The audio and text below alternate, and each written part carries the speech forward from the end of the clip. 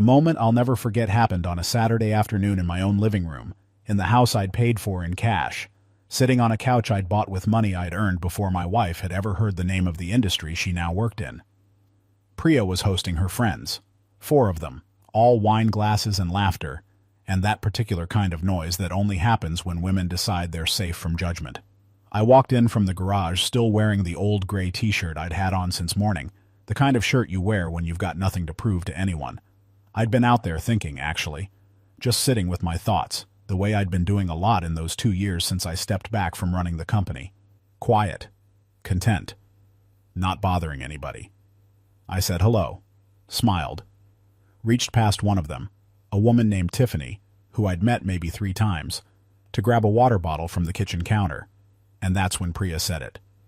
"Don't mind Holden." She said it with a little wave of her hand, like she was explaining away a piece of furniture. "He's been home all day, every day." She laughed, and the sound of it hit me somewhere behind the sternum. "He doesn't really work anymore."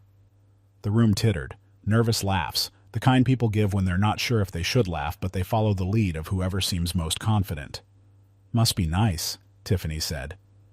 "It's nice for him," Priya answered, and there was something sharp in it now, something that had been building for a long time and had finally found an audience. "I'm the one actually going to an office every day." I stood there holding my water bottle. I didn't say a word. Because 3 of the 4 women sitting in my living room, including Tiffany, went to that office too. They just had no idea who owned it. Subscribe now, drop a like if you're ready, and tell me, has anyone ever underestimated you this badly? Let's dive in. My name is Holden Price. I'm 47 years old. And the version of me that walked into that living room on that Saturday afternoon did not look like someone who had built anything significant with his life. That's partly by design. I grew up in Tucson, Arizona, not the nice part, the part where the parking lots have chain-link fences and every house on the block has a different story about why it looks the way it does. My father worked a trades job his whole life. My mother worked the register at a grocery store for 22 years. Nobody in my family talked about business or investment or building something from nothing. Those were concepts that lived in magazines other people read. I started college at Arizona State and dropped out after 2 years, not because I couldn't do the work, but because I couldn't stop doing the work I was already doing on the side. I'd started running small digital campaigns for local businesses, the kind of mom-and-pop places that needed a website and didn't know where to begin. One led to another, then another. Then a restaurant group asked me to manage their entire online presence and paid me more in a month than my father made in 3.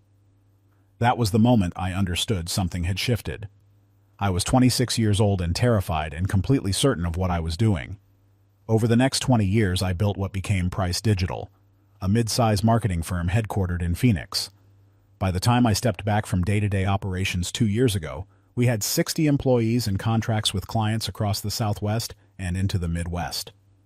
We managed digital campaigns for regional hospital networks, real estate development groups, automotive dealerships, a handful of fast casual restaurant chains trying to build a national footprint. Not glamorous, but real serious work that made real serious money.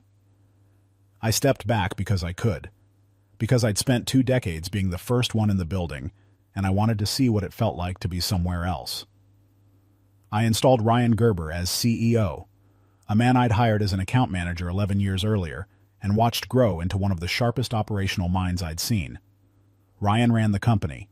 I remained the sole owner. I had final say on anything significant, reviewed financials quarterly, and stayed connected without being present in the way I used to be. To most of the staff, I was the founder, a guy who occasionally showed up at company events, someone whose name was on the door, but not in the calendar. I met Priya at a fundraiser for a Phoenix Children's Hospital, the kind of event I attended precisely because it gave me something to do with a Friday night that wasn't sitting in an empty office. She was beautiful and self-possessed and had a laugh that lit up the room. She worked in event coordination then, her own small business planning corporate gatherings and nonprofit galas. She was ambitious, competent, and compelling. We dated for 14 months and got married at a venue in Scottsdale I'd rented out entirely for the occasion. I didn't talk much about the business during our courtship. It was a deliberate choice on my part. I'd spent years watching people react to money in ways I didn't enjoy, The ones who leaned in too hard, who suddenly became very interested in how things worked and what the numbers looked like. I wanted to know who Priya was when she thought she was marrying a comfortable, semi-retired man with a nice house and no particular ambitions left. I needed to know if she liked me, not what I'd built. She passed that test, or I thought she did. We'd been married 3 years when she came to me with an idea. Her event planning business had plateaued. She was good at the work, but scaling it without capital was slow. She had a friend, Tiffany Braun, who worked in marketing operations. Another friend, Cassidy Moore, who was a content strategist. A third, Dana Ellsworth, who handled client accounts. All of them had been telling Priya that Price Digital was expanding its events-adjacent marketing division and that there were openings. I was thinking, Priya told me one evening, about applying. I looked at her over the kitchen counter where I was pouring coffee. "To my company," I said. "I know it's your company," she said, "but Ryan runs it now. You said yourself you're basically advisory at this point. I'd be going through the normal application process. I wouldn't use your name." And she didn't. To her credit, she submitted her resume like anyone else, went through 2 rounds of interviews, and was offered a position as a senior event partnership coordinator, a role that had been created specifically for the new division, which actually needed someone with her background. Ryan called me before extending the offer, as he always did for senior hires, and I told him to treat it like any other candidate decision. If she was the right fit, hire her. She was. He did. Within a year, Tiffany was brought in to run a campaign operations role. Cassidy joined the content team 6 months after that. Dana followed, landing in client services. All of them hired on merit. All of them people Priya had encouraged to apply. All of them sitting in my living room that Saturday, laughing at a joke I hadn't finished hearing. I want to tell you that I walked back into the garage and didn't give it another thought, that I was above it, that a comment like that slides off a man who knows what he knows about himself. But I'm being honest with you here. I sat out there in the garage for a long time after that. Not angry exactly. More like clarified. There's a specific pain that comes from being diminished by someone who should know better. Not a stranger on the street, not a rival in business, your wife. The person who chose you and whom you chose. And the diminishment is worse because it's not ignorance. Priya knew I'd built something. She just didn't respect it anymore because she couldn't see me doing it anymore. In her mind, the man who wasn't driving to an office every morning wasn't a serious person. In front of her friends, her coworkers, she'd made that clear. I thought about the version of me at 26, eating vending machine sandwiches in a rented office space in Tempe, running campaigns for a dental practice and a hardware store and a woman who sold homemade soaps online. I thought about what that version of me would say to the version of me sitting in this garage now. Then I thought about Tiffany Braun's direct deposit, and Cassidy Moore's benefits package, and Dana Ellsworth's quarterly performance bonus, and I picked up my phone and called Ryan Gerber. Ryan had been with me long enough that I didn't need to explain context. I gave him the full picture anyway, because he deserved to understand what he'd be walking into. I told him about the Saturday afternoon, about the comment, about who'd been sitting in the room when it was made. Ryan was quiet for a long moment after I finished. "You want me to look at their files?" he asked. "I want you to look at their performance." There was a distinction, and Ryan understood it immediately. "Tell me what you find." He called me back 2 days later. Tiffany Braun's work was adequate but unremarkable. She'd missed 2 significant internal deadlines in the past quarter and had been given an informal verbal warning by her team lead that hadn't yet escalated to HR. Cassidy Moore had 1 formal written note in her file from 6 weeks prior related to misrepresenting turnaround times to a client. Dana Ellsworth had a pattern of billing discrepancies that Ryan's finance team had flagged and was currently under review. Nothing criminal, but sloppy and consistent enough to have warranted attention. None of them were stars. None of them were in danger of being offered a competing salary by a rival firm.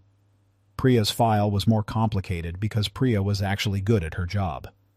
Her client satisfaction numbers were strong, her events had come in on budget, and 2 clients had specifically requested she be assigned to their accounts for the coming fiscal year. This was not the file of someone I could justify letting go on performance grounds, and I didn't want to. That wasn't the point. "What are you thinking?" Ryan asked. I told him. I won't pretend what followed was simple. I had a conversation with Priya first. A real one, not the controlled detonation kind. I told her about the Saturday. I told her exactly what I'd heard, and I told her how it had landed. I wasn't cold about it. I wasn't performing anything. I just talked to her the way I wished she'd talk to me. With respect. She got defensive immediately. That's the first stage. The comment was taken out of context, she said. Her friends had been asking what I did all day, and she'd just been trying to explain. She hadn't meant it the way it sounded. I asked her to tell me how she had meant it. She couldn't. The silence in the room was the most honest thing that had happened between us in months. And in that silence, I think she understood something, even if she wasn't ready to say it out loud. The marriage wasn't something I was willing to end over a comment made at a wine gathering, but it was something I needed to understand the meaning of, and I was starting to. I need you to know something, I told her. I've asked Ryan to restructure some of the senior-level positions. She looked at me carefully. What does that mean? It means your role is being redefined. The events partnership division is consolidating under a different structure. Ryan will explain the details on Monday. Are you... She stopped, then started again. Are you firing me? Ryan is, I said. Professionally. Based on the restructure. Your position as it currently exists will no longer exist. Holden? The company is mine, Priya. I've always owned it. Ryan runs it. But I own it. You knew that when you applied. She went very still. Your friends, I continued, are having similar conversations on Monday. Tiffany has a documented performance issue.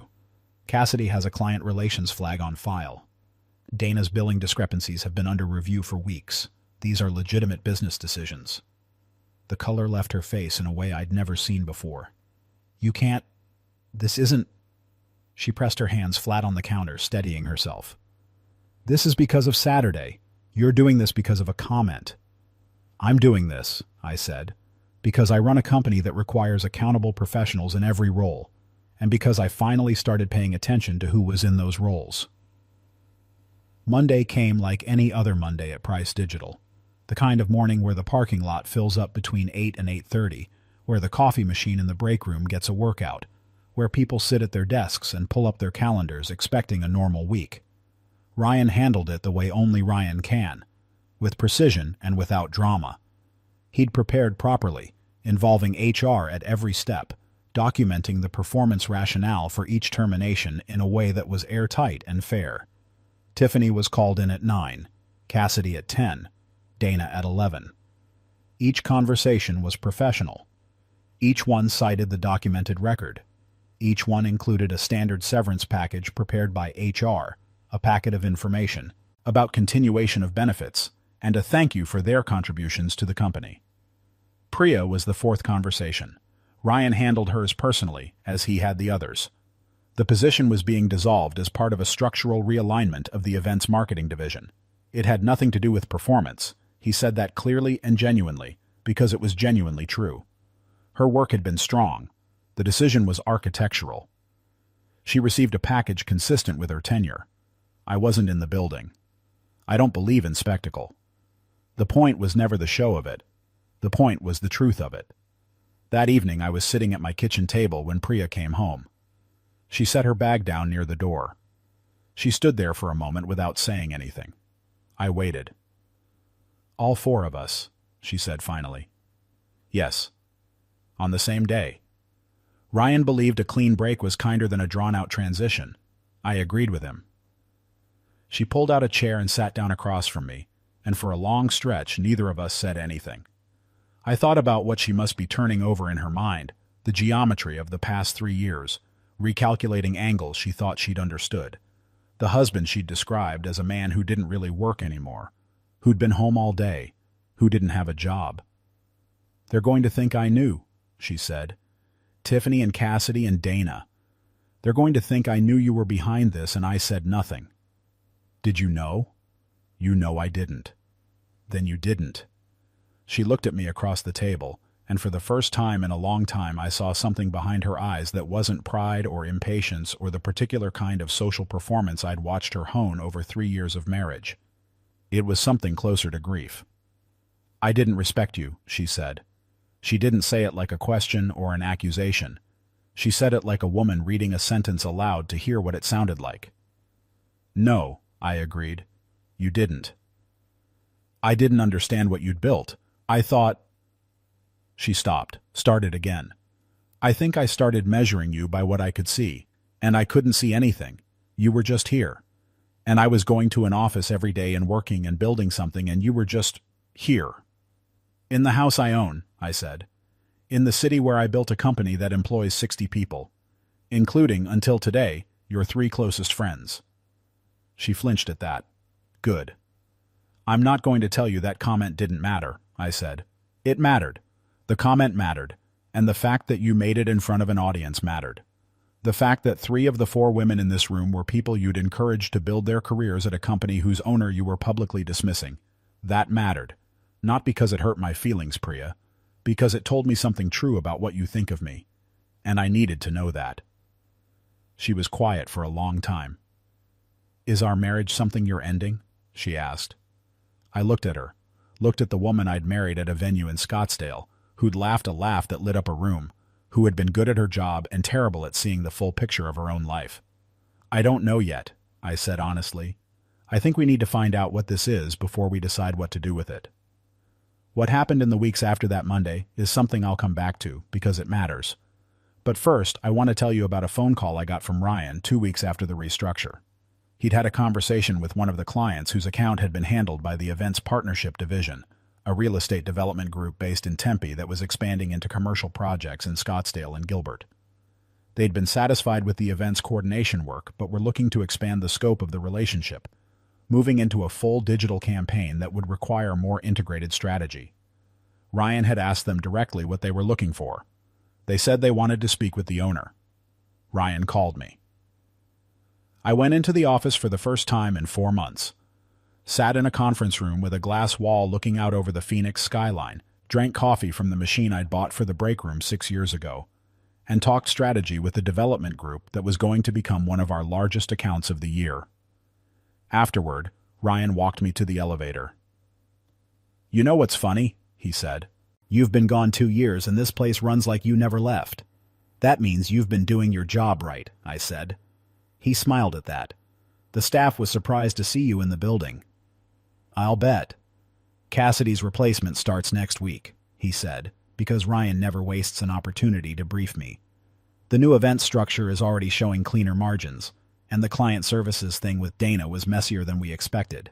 Finance found more of the billing irregularities. You made the right call. I nodded. I already knew. I'd been reviewing the financials. One more thing, Ryan said, holding the elevator door. Tiffany called HR last week. She's considering whether to claim wrongful termination. I looked at him. Her file, I said. The verbal warning, the missed deadlines. Everything documented and signed off by her team lead before any of this started. HR's comfortable. Legal reviewed it. He paused. She's going to figure out pretty quickly she doesn't have a case. She did. She hired an employment attorney in Tempe who reviewed the file and called her back within a week to tell her what Ryan's HR team already knew. The performance record was clean, the process was followed, the severance was above standard. There was nothing there. Tiffany didn't call Priya after that. None of them did, at least not in the way Priya expected. What I didn't expect, what surprised me most in all of this, was the conversation I had with my father. I drove down to Tucson on a Thursday. My father is 71 years old and still lives in the same house where I grew up. He was out in the backyard when I pulled up, doing something with the irrigation system that had been giving him trouble for months. I helped him fix it. Then we sat in the yard with 2 beers, and I told him everything. He listened the way my father always listened, without rushing toward a verdict, without filling the silence with noise. When I finished, he looked out at the yard for a long moment. "Why'd you tell her?" he asked. "Tell her what?" "That you were the one behind it. The Monday. You could have let Ryan handle it and never said a word." I thought about that. Because she needed to know. For her sake or yours? That question sat in the air between us. Mine, I admitted. Both. Mostly mine. He nodded. You didn't do it to hurt her. I did it because I couldn't ignore what she'd shown me about how she saw me. She saw a man sitting home and assumed that meant nothing, my father said. He wasn't defending her.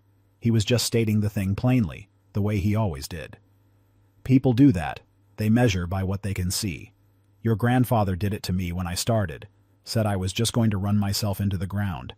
He couldn't see what I was building. He just saw a young man who didn't have much yet. What did you do? My father took a sip of his beer. I kept building. Eventually he could see it. Some people need to see it before they believe it. Priya saw it, I said. She knew what I'd built. She just stopped believing I was still building it. Is your marriage going to make it? I didn't answer right away. I think we're finding out, I said. She's in counseling. I've joined her for 3 sessions. It's honest, at least. More honest than the last year of us not talking about what was wrong. My father was quiet for a moment. You know what I always thought about you? He said. What? That you never needed anybody to believe in you to keep going. He looked at me. That's been your best thing and your hardest thing your whole life. You don't need the validation, but you want it, especially from the people you love. That landed somewhere real. Yeah, I said. I do. It's been 5 months since that Saturday afternoon. Priya and I are still married. I want to be careful about what I claim there, because we are still in the middle of something. Not the crisis of it, but the slow work of figuring out what we actually are and want and expect from each other. The counseling has been hard and honest and occasionally infuriating in the way honest things often are. She has said things about how she'd started to see me that cost her something to say. I have said things about how I'd allowed distance to build between us rather than naming it. We haven't resolved everything, but we're talking to each other in a way we weren't before. What I know for certain is this. I don't regret Monday. I don't regret the phone call to Ryan. I don't regret the conversation at the kitchen table. I built something real over 20 years. I stepped back from it because I'd earned the right to. That has never once made me the man my wife described to her friends over wine in my own living room. Tiffany found a position at a smaller firm in Chandler within 2 months. Cassidy is freelancing, which I suspect suits her better than an office environment ever did. Dana's billing issues followed her. Word travels in this industry, and her next employer is going to look closely at those accounts. That's not something I arranged. It's just the weight of behavior catching up. The real estate client in Tempe signed a 12-month contract with Price Digital 6 weeks ago. Ryan called me when it came through. Still advisory? He asked. Still advisory, I said. You don't need me in the building for this. I know, but the staff liked seeing you. Tell them I said hello. I drove home through Phoenix in the late afternoon, the kind of desert light that turns everything amber and makes even a city look like it was built to last. I thought about my father in his backyard, about the irrigation system that just needed someone to pay attention to it, about the things people miss when they're not looking carefully. I thought about the word anymore. He doesn't really work anymore. As if the work is only real when someone can watch you do it. As if stepping back from something you built means you've become something lesser. As if the man who built the machine is less than the machine. I'm 47 years old. I've got 60 employees who count on decisions made with their interests in mind. I've got a CEO who calls me when it matters. I've got a marriage I'm choosing to fight for, not because I have to, but because I believe in the woman underneath the version of her that got comfortable and stopped looking. And I've got a Saturday afternoon in my own living room that I'll spend the rest of my life being grateful for. Not because of what it cost, because of what it clarified.